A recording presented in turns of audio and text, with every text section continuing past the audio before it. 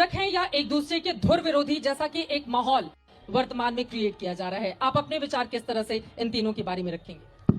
भारत की जो पूरी आजादी चल रही थी, आजादी की लड़ाई चल रही थी, उसकी दो धाराएं थी। एक धारा थी जिसका प्रतिनिधित्व गांधी और नेहरू करते हैं, और वो धारा जो थी वो सबको साथ लेकर चलने वाली धारा थी, सर्वधर्म समभाव की धारा थी, अहिंसा की धारा थी, ये सारा कुछ। दरअसल सावरकर दूसरी धारा के भी प्रतिनिधि नहीं माने जा सकते हैं, क्योंकि काला पानी से निकलने के बाद आजादी की लड़ाई में उनकी कोई भूमिका नहीं है। 1937 में जब वो आजाद होते हैं तो वो हिंदू महासभा के अध्यक्ष बनते हैं, और 37 से लेकर 47 तक आजादी की लड़ाई में उनका कोई हस्तक्षेप दिखाई नहीं देता है। लेकिन उसी समय एक दूसरा आइडिया ऑफ इंडिया वो डेवलप कर रहे थे, जो हिंदुत्व के माध्यम से हमारे सामने आता है। और वो जो हिंदुत्व का पूरा कंसेप्ट था वो नस्ली राष्ट्रवाद का था, नस्ल पे आधारित जो राष्ट्रवाद होता है उस नस्ली राष्ट्रवाद का था। और ये आप कहीं ना कहीं कह सकती हैं कि जर्मनी में जिस तरह का राष्ट्रवाद था, या इजराइल में जिस तरह का राष्ट्रवाद है, एक नस्ल एक राष्ट्र का मामला, वहां से निकलता था। तो इनको साफ तो हम कहीं से नहीं कह सकते हैं, धुर विरोधी जरूर कह सकते हैं। मतलब सावरकर की कोई भूमिका देश की आजादी में आप नहीं मानते हैं?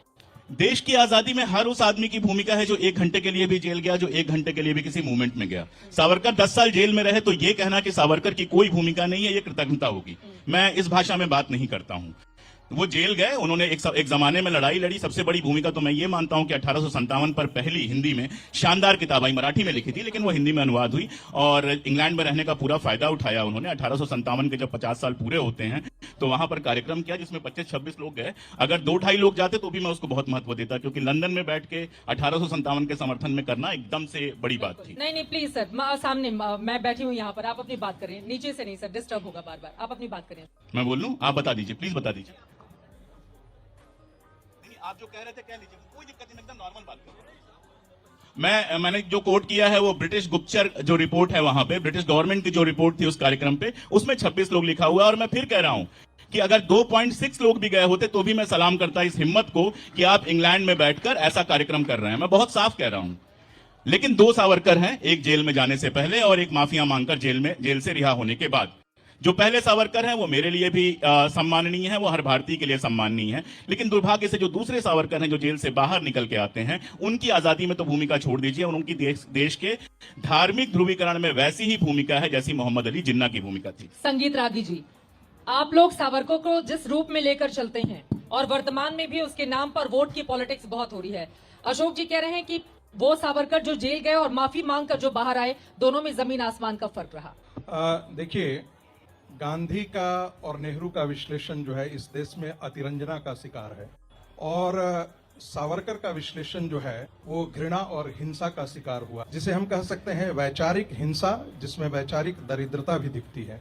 जो कोई भी सावरकर से ठीक से पढ़ा है वो अच्छी तरीके से जानता है कि सावरकर के प्रति जो घृणा है वो सिर्फ हिंदू मुस्लिम रिलेशन को लेकर के उनको है।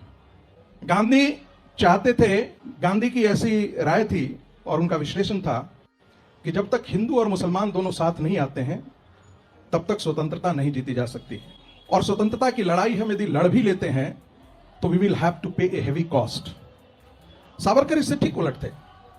सावरकर का कहना था, और जो मैं सही भी मानता हूं, with Muslim, without Muslim and in spite of Muslim. यदि मुसलमान साथ हो तो, मुसलमान साथ नहीं हो तो, और मुसलमानों के बावजूद यदि हिंदू समाज संगठित होगा तो हम स्वतंत्रता की लड़ाई जीत सकते हैं। ये सावरकर की दृष्टि से। गांधी ने हिंदू और मुसलमानों को साथ लाने के लिए इस देश की वैचारिक पृष्ठभूमि का सत्यानाश कर दिया, और मैं ये बहुत गंभीरता से कह रहा हूं। गांधी ने अहिंसा का बात, यदि पूरी गांधी वांग्मय को हम पढ़ें तो सत्य और अहिंसा 2 बड़ी बातें थी। गांधी कहते हैं कि सनातनी हिंदू कौन है? जो तिलक लगाता है वो सनातनी हिंदू नहीं है, जो वेदों मंत्रोच्चार करता है वो सनातनी हिंदू नहीं है, जो मंदिर में जाता है वो सनातनी हिंदू नहीं है, गाय की रक्षा करता है या वो, वही मेरे लिए सनातनी हिंदू का पैमाना है। लेकिन मजेदार बात है कि वही अहिंसा के पुजारी गांधी कहते हैं, वो ये हरिजन में लिखते हैं, कि हिंदुओं को मांस खाना छोड़ देना चाहिए, इससे मुसलमानों के लिए प्रचुरता में मांस अवेलेबल होगा जिससे वो गाय की तरफ नहीं बढ़ेंगे। अब ऐसा विचार और कोई कहे, ये कौन सी अहिंसा का बहाना है? लेकिन इस प्रकार कोई अकेली बात नहीं थी गांधी में। वही गांधी जब सावरकर की तारीफ किए एक बार, तो आप लोग कई बार उसको गिनाते हैं, और वही गांधी फिर आंखों में चुभते भी हैं। 2 बातें और जोड़ देना चाहता हूं, फिर बाद में आएगी ही बात। नेहरू का जेल, गांधी का जेल और सावरकर के जेल दोनों में बड़ा अंतर है। नेहरू के जेल में जलपान भी मिलता था, चाय की चुस्की भी थी, अखबार के पन्ने भी थे और कलम और कागज जो भी था वो पिता के पत्र पुत्री के नाम के लिए रोशनदान की सारी चीजें व्यवस्था भी थी। सावरकर जी से दो आजीवन कारावास मिला था, 8x8 के कमरे, 6x6 के कमरे, जिसमें एक छोटी सी रोशनी है, यदि आप जाकर के देखा होगा तो अभी भी है, बिल्कुल। और जो आदमी मराठी साहित्य का बंकिम माना जाता है, जो समुद्र की लहरों से बात करके अपने नाखूनों से कविता लिखता हो, उस सावरकर की तुलना, उसके जेल की तुलना, यदि नेहरू को, ऐसा मैं मानता हूं कि यदि नेहरू को 1 महीना भी रख जाते तो पसीने छूट गए होते और नेहरू को पता नहीं क्या क्या करना पड़ता, ये और बात है। हालांकि सवाल सावरकर पे था, गांधी नेहरू पे बात हुई और कहा गया कि सावरकर की जेल में और नेहरू की जेल में फर्क था। सावरकर के चुनाव में और नेहरू के चुनाव में भी फर्क था। सावरकर ने हिंसा चुनी थी, नेहरू ने अहिंसा चुनी थी। दूसरी बात, सावरकर अकेले उस जेल में नहीं थे। जिस समय सावरकर उस जेल में थे, सैकड़ों और लोग उस जेल में थे। जिस समय सावरकर उस जेल में थे, बहुत सारे लोग उस जेल में लड़ते हुए शहीद हो चुके थे। इस देश में क्रांतिकारियों ने जब चुना हिंसा का रास्ता, तो फांसी का फंदा हंसते हंसते चुना। तुलना करने के लिए वो नहीं बैठे थे कि उनको कैसी जेल हुई और मुझे कैसी जेल हुई। माफी किसी ने 6 बार नहीं मांगी। रहा सवाल आजादी का कि विद मुस्लिम, विदाउट मुस्लिम, अरे भाई नो आजादी। 1941 की बात हो गई, 40 की बात हो गई, 42 की बात गोल कर दी गई। 42 में जब पूरा देश आजादी की लड़ाई लड़ रहा था, क्विट इंडिया मूवमेंट चल रहा था, तो सावरकर जी अंग्रेजों की सेना में भर्ती करवा रहे थे। उस समय सावरकर जी जो है 2 डोमिनियन स्टेट पे राजी हो गए थे। एक डोमिनियन स्टेट मुस्लिम लीग के साथ था और एक मुस्लिम लीग के पास चला जाए और एक डोमिनियन स्टेट हमारे पास चला जाए। सरकार सिंध में और बंगाल में मुस्लिम लीग के साथ सरकार चला रहे थे। 1942 से लेकर 1946 तक अंग्रेजों के बाएं दाएं हाथ कौन थे? बाएं हाथ थे जिन्ना और दाएं हाथ थे सावरकर।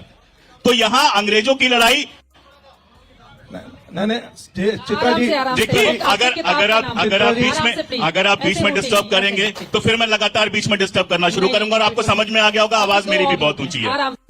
चित्रा जी मैं इसका उत्तर जरूर। मैंने अभी बात पूरी नहीं की है, मैंने शांति से आपको सुना है, सुनिए आप। मैंने आपसे नहीं बोला है, मैं इनसे बोल रहा हूँ। ठीक है, मैं भी उन्हीं से बोल आप रहा हूँ। अपना धैर्य रखिए, अपना तेवर कम कीजिए। तेवर तो यही रहेगा, अपना तेवर कम कीजिए। तेवर तो यही रहेगा। तेवर तो कम नहीं होगा, पता है तेवर। ये सर कोई दिक्कत नहीं है, तेवर तो यही रहेगा। मुझे तेवर मुझे स्टूडियो का दंगल यहाँ पर नहीं करेंगे, ये साहित्य का मंच है। इनको समझा दीजिए कि अपना तेवर थोड़ा ढीला रखें। ठीक है, आराम से, ठीक है, आराम से प्लीज। ठीक है, अपनी जब मैं बोल रहा हूँ, एक साहब वहां से डिस्टर्ब कर रहे हैं, एक साहब यहाँ से डिस्टर्ब, फिर कहा जा रहा है तेवर नीचे। मैं तो सामने देख के बोल रहा हूं। ये गलत बात मत बोलिए, ये बिल्कुल गलत बात मत बोलिए। ठीक है, कोई नहीं बोलेगा, ओके, उनकी बात पूरी हो जाए। अरविंद जी को भी बोलने दीजिए सब, प्लीज। ये कोई तरीका नहीं होता है, आप लोग दर्शक हैं, मंच पर मेहमान हैं, प्लीज सर आराम से। और हिंदू मुस्लिम एकता को लेकर गांधी हमेशा थे और गांधी ही नहीं। 1916 में जब कांग्रेस और मुस्लिम लीग का समझौता लखनऊ में होता है, लखनऊ पैक्ट होता है, तो वो किसने किया था? तिलक ने किया था। तिलक का बयान उस समय पढ़िए क्या है। तिलक बहुत स्पष्ट रूप से कहते हैं कि अभी तक लड़ाई तिकोनी है। एक कोने में मुसलमान है, एक कोने में हिंदू है और एक कोने में अंग्रेज है। अगर हिंदू और मुस्लिम एक हो जाएंगे तो यह सीधी लड़ाई हो जाएगी और हम जीत सकते हैं। और वो भी छोड़ दीजिए, 1857 पर जब आदरणीय विनायक दामोदर सावरकर जी किताब लिख रहे थे, तो किताब की जो अंतिम में जब जाते हैं, वो कंक्लूड करते हैं, तो क्या लिखते हैं? वो लिखते हैं कि शिवाजी महाराज के समय इस तरह की नफरत ठीक थी, लेकिन आज अगर अंग्रेजों से लड़ाई लड़ना है तो हिंदू और मुसलमान को एक होना पड़ेगा। और वो उन सारे मुस्लिम लीडर्स की तारीफ करते हैं जिन्होंने अंग्रेजों के खिलाफ लड़ाई लड़ी, लेकिन शिवाजी के उन वंशजों का मजाक उड़ाते हैं जिन्होंने अंग्रेजों का साथ दिया। तो बहुत क्लियर उनका था उस जमाने में। अब जेल के अंदर क्या हुआ, जेल से बाहर निकलने के बाद उनका कैसे बदल गया, ये सोचने वाली बात है। और उसके बीच में वो 6 माफीनामे हमेशा रहेंगे। माफीनामे तो नेहरू के भी थे, उसका जिक्र क्यों नहीं होता है? नेहरू का एक माफीनामा नहीं था। कोई मुझे यहाँ जितने लोग, मैं देखिए, मैं पढ़ के सुना देती हूँ। मैं जब रिसर्च निकाल रही थी उस समय मेरे सामने है। हाँ बेटा, लगता है तुम गू खा के ही मानोगे। साल 1923 में नाभा रियासत नाभा में एक सेकंड रुक जाओ, बस अब पढ़ तो लेने दीजिए, पहले पढ़ लेने दीजिए। नाभा रियासत में गैर कानूनी ढंग से प्रवेश करने के लिए औपनिवेशिक शासन ने जवाहरलाल नेहरू को 2 साल की सजा सुनाई थी। तब नेहरू ने भी कभी भी नाभा रियासत में वो प्रवेश नहीं करेंगे। उन्होंने माफीनामा लिखा और फिर अपनी सजा 2 हफ्ते के भीतर, मजेदार बात यह है, और रिहा भी हो गए। 30 सेकंड मुझे आप देंगे, आप ही की भाषा में बोल रहा हूँ। नाभा घटना का जिक्र और कहीं नहीं मिलता है, सिर्फ नेहरू ने अपनी आत्मकथा में लिखा है, नंबर 1। दूसरा, नाभा में यह पहला ही तथ्य गलत था, कोई औपनिवेशिक शासक नहीं था, रियासती शासक था। तीसरी बात, नाभा में माफी मांगने की बात नेहरू ने खुद लिखा है कि मोतीलाल नेहरू ने कहा कि एक माफीनामा लिख देते हैं। नेहरू इतना नाराज हुए कि उन्होंने बाकायदा पत्र लिखा कि इस तरह के किसी माफीनामे की जरूरत नहीं है। उधर वाले एक सहमत सेकंड, नहीं होते एक हैं सर सेकंड, आपकी बात से। तो मुझे वो माफीनामा दिखा दीजिए, तो मुझे वो माफीनामा दिखा दीजिए। तो इसका आंसर तो नहीं आता मुझे। मुझे वो माफीनामा किसी अभी कहीं तो दिखा मेरे दे। पास फिर नहीं नहीं, तो मैं फिर- उधर वालों को कह रहा हूं, मैं कोई दिखा दे, कहीं दिखा दे। मैं तो 10 साल से मांग रहा हूं, कोई दिखा दे एक बार। मैं कोई जल्दीबाजी में बात नहीं कर रहा हूं। मतलब तो नेहरू ने कोई माफीनामा नहीं नेहरू ने जिंदगी में कभी कोई कहीं माफीनामा नहीं मांगा। हाँ भाई, कैसी लगी आगे स्वाद। अब जल्दी से फिर चित्रा मैं तुरंत आ जाऊंगा। Chitra ji, quit India movement जो है वो गांधी की देन थी, और अबुल कलाम आजाद को आप पढ़ लीजिएगा। गांधी के फ्रस्ट्रेशन की आवाज थी। उन्होंने लिखा है आजाद ने कि न नेहरू को पता था, न हमें पता था क्विट इंडिया मूवमेंट के बारे में, न कांग्रेस वर्किंग कमेटी के किसी सदस्य को इसके बारे में जानकारी थी। क्विट इंडिया मूवमेंट को अंबेडकर ने क्या कहा, this is a betrayal to the nation. बाकी लोगों ने क्या किया, क्विट इंडिया मूवमेंट से आपको क्या मिला था, यह भी सवाल था। और दूसरी बात, हमेशा यह कहा जाता है कि उस समय क्विट इंडिया मूवमेंट पे क्या रोल था हिंदू महासभा का। ऐसे देश के 25 शहर हैं जिसमें प्रदर्शन से लेकर के सारी चीजें हिंदू महासभा ने, चौपाटी में 25,000 लोग एकत्रित थे। लेकिन जो गांधी यह कहते हो कि ये ब्रिटिश, ये Muslim rule over India is preferable to me जो देन द गांधी ब्रिटिश। देश के राष्ट्रपिता नहीं गांधी। नहीं सुनिए, हाँ। नहीं, जो लोग कहते हैं देश के राष्ट्रपिता हैं, उनको गांधी का हिंद स्वराज पढ़ना चाहिए। मुझे लगता है सुभाष चंद्र ठीक है। बोस ने उनको राष्ट्रपिता कहने से पहले देखिए, हिंद स्वराज जरूर पढ़ा होगा। सुन लीजिए, करवाली बेइज्जती। देखिए यही बदतमीजी है आराम से सर, ठीक है ठीक है ठीक है ठीक है। जिनको आप- बीच सर, में ये- जिसको सर, ये बीच में भाषाएं मुझे भी इंटरफेयर आती हैं, करने की शुरुआत आपने की ठीक है थी। ठीक है, आराम से ये सर, बीच आप में ये- बदतमीजी करने की संस्कार जो है वो सर, मुझे नहीं मालूम सर, है अगर कि ये नेहरू की तरफ से आया है या कहां से बदतमीजी आया है है। तो इस बदतमीजी की शुरुआत आपने की थी मेरे पिछली बात में बीच में बोल। ठीक है। दूसरी बात, नेहरू ने एक भी स्वतंत्रता की मैं कहता हूं नेहरू गांधी की देन थे, और बाद में नेहरू ने अपने लिए किया, अपना इतिहास रंजित किया और गांधी जी का किया। एक भी आंदोलन नेहरू ने, कम से कम सरदार पटेल ने किसी आंदोलन को नेतृत्व किया, नेहरू किसी एक भी आंदोलन को अपने बल पर नेतृत्व नहीं किए। गांधी कोई डेमोक्रेटिक थे ऐसा तो नहीं है। सुभाष चंद्र बोस का किस प्रकार से उन्होंने कांग्रेस पार्टी छोड़ने के लिए मजबूर किया, गांधी का यदि वाकई डेमोक्रेसी में विश्वास होता तो वो काम नहीं करते।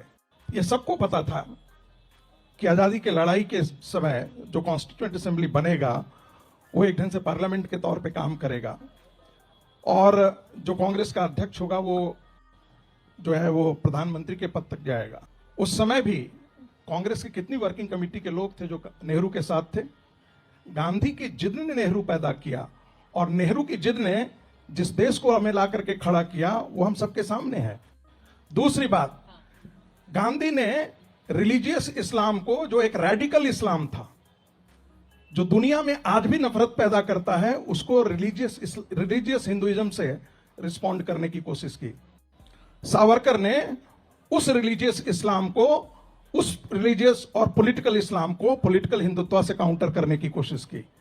अंबेडकर बार बार, यदि उनका माई थॉट्स ऑन पाकिस्तान पढ़ें, उन्होंने कहा, और ये जिन्ना ने भी कहा था 1940 में, जिन्ना ने लिखा ठीक है। कि मैं मौलाना से ज्यादा बेहतर इस्लाम नहीं जानता हूं, मैं भी हिंदू मुस्लिम चाहता हूं, लेकिन कुरान हमें इसकी इजाजत नहीं देता। यही बात जो है अंबेडकर ने कहा कि हिंदू मुस्लिम एकता हो नहीं सकती क्योंकि theology of Islam doesn't permit it. ठीक है। उसी अब मैं- उसी अब मैं एक अर्जुन सेकंड, मोहन जी। उसी किताब के, जिस किताब की बात हो रही थी, उसके अंत में वही डॉक्टर अंबेडकर लिखते हैं कि अगर हिंदू राष्ट्र बना तो इस देश के दलितों के लिए वो सबसे बड़ा दुर्भाग्य होगा। गांधी पर इतनी चर्चा हो रही है, आपने किताबें भी लिखी हैं, जो बातें संजीत रागी जी ने कही हैं, कितना आप इत्तेफाक रखते हैं? और जब वीर सावरकर का जिक्र होता है तो कई बार इन लोगों की ओर से गांधी का जिक्र संदर्भ में भी किया जाता है कि कई मोर्चों पर वीर सावरकर की तारीफ करते हुए भी गांधी नजर आए। देखिए, गांधी से बचना मुश्किल है, और राष्ट्रपिता को आप कहिए कि मैं राष्ट्रपिता नहीं मानता तो मत मानिए, उससे राष्ट्रपिता का बहुत कुछ बिगड़ता नहीं है। मैं दूसरी बात अरविंद जी, ये है अरविंद जी, कि हम अरविंद जब जी, बचपन में- अरविंद जी, मैंने इसलिए कहा कि गांधी हिंद स्वराज में कोई लिखते मुझे हैं, टोकने पर बदतमीज कह रहा था और मैं- पहले वाक्य के बाद ही टोका जा रहा है। मैंने इसलिए कहा क्योंकि वो मेरा रेफरेंस था, मैं किसी के व्यक्तिगत रेफरेंस में नहीं जाता। मैंने इसलिए कहा कि गांधी ने हिंद स्वराज में लिखा India is an ancient nation, और दो तर्क बड़े थे। भाई कहा स्वराज सुन, आप कितना फॉलो करते हैं और आपकी आइडियोलॉजी कितना अरे भाई follow मेरी करते हैं? आइडियोलॉजी की क्या है, मैं तो कह रहा हूँ गांधी ने क्या इसको एंशिएंट नेशन बोला या नहीं बोला? उनकी बात हो जाए, गांधी उनकी बात हो जाए। हिंद स्वराज की पॉलिटिक्स नहीं कर रहे थे, ये आपको भ्रम होना चाहिए। क्यों हमें भ्रम होना चाहिए? सुन तो लीजिए सर। हमने तो ये कभी नहीं कहा कि गांधी हिंद स्वराज सुन का तो भ्रम होना लीजिए। चाहिए। उनकी बात हो जाए, वो बहुत देर से गांधी जो है, मैं जो पढ़ रहा हूँ अभी ये बोल रहे हैं, इनको गांधी समझ में आ जाए तो मेरे लिए गंगा नहाना हो जाएगा। 17 में गांधी चंपारण गए हैं और पूरे चंपारण में गांधी ये बोलते फिरे कि जो देना होगा अंग्रेज देंगे, गोरे देंगे, इनसे लड़ना नहीं है, हिंसा नहीं करनी है, अपनी बात मजबूती से सामने रखिए, यही दे देंगे। 42 में जब गांधी ने क्विट इंडिया का कॉल दिया तो लुई फिशर यहाँ आया, उसने इंटरव्यू किया और पूछा कि आपको अंग्रेजों को भारत से निकालने का ख्याल कब आया? गांधी ने कहा जब मैं चंपारण में था तो मेरे दिमाग में ये साफ हो गया कि अंग्रेजों को भारत में रख के यहाँ का काम नहीं चलेगा। उस पहलवान को 25 साल लगा ये बोलने में, 17 से 42, और इस बीच इसलिए नहीं बोला कि मुल्क तैयार नहीं था। तो गांधी ने इतनी तैयारी से इस देश की आजादी की लड़ाई लड़ी है, वो रागी जी और हमको जल्दी समझ में आ जाए ये मुश्किल है। 3 चीजें गांधी ने बहुत जोर शोर से की, छुआछूत हटाना, हिंदू मुस्लिम एकता और खादी। इन तीनों से क्या रिजल्ट लिया, और उसमें डाउटफुल भी है, उसमें सक्सेस भी है, मैं उसके को नहीं जाता। लेकिन जिन चीजों से छूटे हुए हैं गांधी, वो अचानक मुझे दिखाई दिया कि 17 में गांधी जब चंपारण गए हैं तो वो सबसे पहले कस्तूरबा को बुलाते हैं, क्योंकि औरतों में जाना पॉसिबल नहीं था। और औरतों के गायब होने की कहानी, जब धरने पर औरतें बैठ रही हैं, क्योंकि ससुर का नाम नहीं ले सकती, जेठ का नाम नहीं ले सकती, पति का नाम नहीं ले सकती, और धरने पे गांधी ने बैठाना शुरू कर दिया, तो औरतें निकल के गई तो, लेकिन ऐसी हालत थी। 31 में जब गांधी ने कॉल दिया नमक सत्याग्रह का 30 में, तो 25,000 औरतें इस मुल्क में जेल गईं। दुनिया के किसी भी आजादी की लड़ाई में, किसी भी क्रांति में आज तक 25,000 औरत एक साथ जेल नहीं गई है। और गांधी के किसी रेफरेंस में कहीं औरत की बात नहीं है। औरतों को उन्होंने कहाँ रखा? 42 का सारा मूवमेंट औरतों ने लीड किया। 42 के बाद वो कहते थे कि आधी आबादी अगर आएगी नहीं, तो गांधी ने किस बात का शोर मचाया, किस बात पे का नहीं मचाया। लेकिन गांधी एक बड़ी तैयारी से पॉलिटिक्स चलाते रहे इस मुल्क की। जाति का सवाल, घर में जाति का सवाल, कस्तूरबा को तैयार करने में उनको दिक्कत, अपने बच्चों को तैयार करने में दिक्कत हुई। 17 में पहली दफे जब साबरमती में आ गए दानी भाई रहने वहां, तो वहां बगावत हो गई। उस आदमी ने दलितों के लिए क्या नहीं किया। और 42 में जो लोग अंग्रेजों की फौज में खड़े थे, कम्युनिस्ट लोग, हिंदू महासभा, मुस्लिम लीग, जितने फंडामेंटलिस्ट ग्रुप हैं वो, एमएन राय, सारे रियासत, सारी जमींदारी, सारे लोग 42 में जिस लाइन लगा के खड़े थे, वो लोग आज गांधी पे सवाल उठा रहे हैं और वो देश की आजादी और राष्ट्रीय एकता के सबसे चैंपियन बने हुए हैं लोग। और ये 31 से अंग्रेजों ने इन सब ग्रुप पे काम किया है। इसके प्रूफ है कि उन्होंने अम्बेडकर पे भी काम किया, उन्होंने एमएन राय पे भी काम किया, उन्होंने कैसे मुल्क की एकता टूटेगी, ये 31 में अंग्रेजों को क्लियर हो गया कि 31 का मूवमेंट जितना बड़ा हुआ, उसके बाद इस देश को संभालना मुश्किल है। तो उसने गांधी पे ध्यान देने की जगह ऐसे ग्रुप्स टटोले जो इस देश की एकता को तोड़ते हैं या देश की एकता नहीं रहने देते। उन सारे ग्रुप से काम हुआ और 42 में सबका चेहरा सामने आ गया। उस 42 को लेके अगर आप किसी को गलतफहमी हो, और गांधी ने वो लड़ाई लड़ी, मुल्क के लोगों ने लड़ी। 1.25 लाख लोग अरेस्ट हुए हैं। 31 में गांधी की मनाही के बजाद औरतों में 11 दिन का बच्चा लेके बहन सतवती गई है, जबकि गांधी ने साफ कहा कि लड़कोरी औरतें नहीं जाएंगी, प्रेग्नेंट औरत, बूढ़ी औरत नहीं जाएगी, बीमार नहीं जाएगी। इसके बावजूद 9 बार अरेस्ट हुई है सत्यवती, तब जाके उसको जेल जाने का चांस मिला। लड़कियों ने गोली खाई है, कनकलता सेन ने, बीना दास ने, और ऐसी लड़कियां तैयार की, ऐसी औरतें तैयार की 15 साल में इस मुल्क में बगैर घोषणा किए। गांधी की